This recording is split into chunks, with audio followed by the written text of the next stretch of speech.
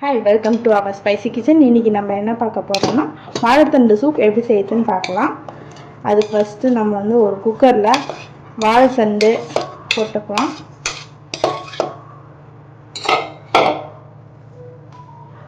ஒரு டீஸ்பூன் மிளகு போட்டுக்கலாம், ஒரு டீஸ்பூன் சீரகம், தேவையான அளவு உப்பு போட்டு நம்ம வந்து வாழைத்தண்டு நல்லா முழுகிற அளவுக்கு தண்ணி ஊற்றிக்கலாம். முழுகிற அளவுக்கு தண்ணி ஊற்றிட்டு நம்ம வந்து வெங்காயம் ஒரு கப் வெங்காயம் போட்டுக்கிறோம். ஒரு கப் வெங்காயம் போட்டு நம்ம வந்து குக்கர் மூடி 3 விசில் வச்சு எடுத்துக்கலாம். இப்போ வந்து வாழைத்தண்டு நல்லா வெந்துருச்சு. இப்போ வந்து நம்ம வந்து இதை வந்து மிக்சியில் போட்டு அரைச்சிக்கலாம். அரைக்கிறதுக்கு முன்னாடி நம்ம இந்த மாதிரி கொஞ்சமாக எடுத்து தனியாக வச்சுக்கலாம். இது மட்டும் நம்ம தனியாக வச்சுட்டு நம்ம மீதி போட்டு நல்லா அரைச்சிக்கலாம்.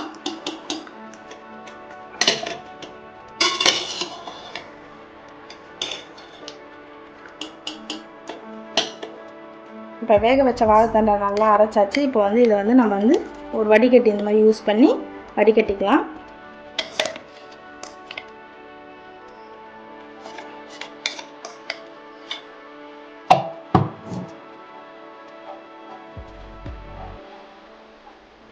இப்போ ஒரு வானல் வச்சுட்டு வானல் சூடானோடனே நம்ம வந்து 2 டேபிள் ஸ்பூன் எண்ணெய் ஊற்றிக்கலாம். எண்ணெய் ஊற்றிட்டு 1 டீஸ்பூன் வந்து இஞ்சி பூண்டு பேஸ்ட் எடுத்துருக்கேன். இது வந்து நல்லா சிம்மில் வச்சுட்டு நல்லா நம்ம வந்து வதக்கிக்கலாம்.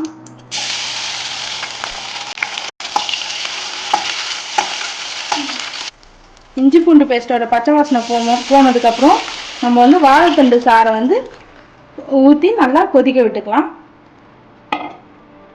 தனியாக எடுத்து வச்சிருந்த இந்த வாழைத்தண்டை இதில் போட்டுக்கலாம்.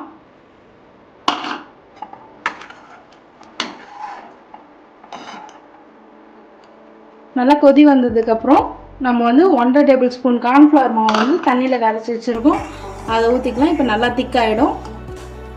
இந்த ஸ்டேஜில் வந்து நம்ம வந்து மிளகுத்தூள் போட்டு இது பண்ணிக்கலாம்.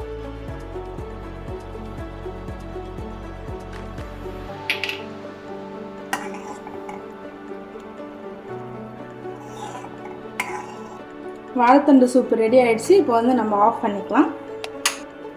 இப்போ வாழைத்தண்டு சூப்பு ரெடி ஆகிடுச்சு. இது வந்து நம்ம சர்வ் பண்ணுறதுக்கு முன்னாடி கொஞ்சம் வெங்காயம், கொத்தமல்லி, கார்ன்ஃப்ளெக்ஸ் போட்டு நம்ம வந்து சர்வ் பண்ணிக்கலாம்.